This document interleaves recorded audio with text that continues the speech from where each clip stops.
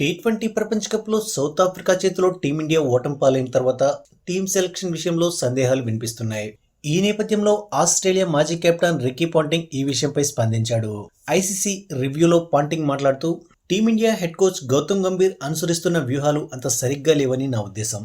ఎందుకంటే కేవలం అపోజిషన్ టీంలోని ఆటగాళ్లను దృష్టిలో ఉంచుకొని మన టీంలో మార్పులు చేయడం టీం యొక్క బ్యాలెన్స్ను దెబ్బతీస్తుంది. ముఖ్యంగా ప్రెషర్ గేమ్స్లో ప్రయోగాలు చేయడం కంటే మన ఆటగాళ్లపై నమ్మకం ఉంచడం చాలా ముఖ్యం. లాస్ట్ మ్యాచ్లో టీమిండియా అక్షర్ పటేల్ను పక్కన పెట్టడం చాలా పెద్ద రాంగ్ డెసిషన్. కేవలం అపోజిషన్ టీంలో లెఫ్ట్ హ్యాండ్ బ్యాటర్స్ ఎక్కువగా ఉన్నారన్న కారణంగా వైస్ కెప్టెన్ అయినటువంటి అక్షర్ పటేల్ను పక్కన పెట్టి వాషింగ్టన్ సుందర్ను జట్టులోకి తీసుకోవడం చాలా పెద్ద మిస్టేక్.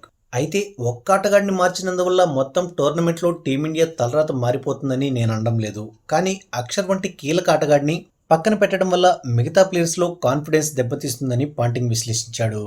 పరిస్థితులకు అనుగుణంగా బెస్ట్ ప్లేయింగ్ 11ను ముందే నిర్ణయించుకోవాలని సూచించాడు. ఇక జింబాబ్వేతో జరగబోయే ఇంపార్టెంట్ మ్యాచ్కు ముందు టీమిండియాకు పాంటింగ్ కీలకమైన సూచనలు అందించాడు.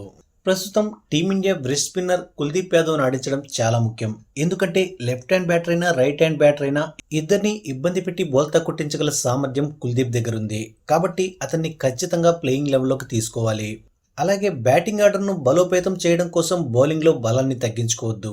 టాప్ 7 బ్యాటర్సే బాధ్యత తీసుకొని మ్యాచ్ను ఫినిష్ చేయాలి. అంతేకాని ఎక్స్ట్రా బ్యాటర్ కోసం బౌలింగ్ను వీక్ చేయొద్దంటూ పాంటింగ్ టీమిండియాకు సజెస్ట్ చేశాడు. ఇంకా పాంటింగ్ మాట్లాడుతూ, డ్రెస్సింగ్ రూమ్లో వాతావరణాన్ని ప్రశాంతంగా ఉంచాలని గంభీర్కు సూచించాడు. టీమిండియాలో అద్భుతమైన టాలెంటెడ్ ప్లేయర్స్ ఉన్నారు.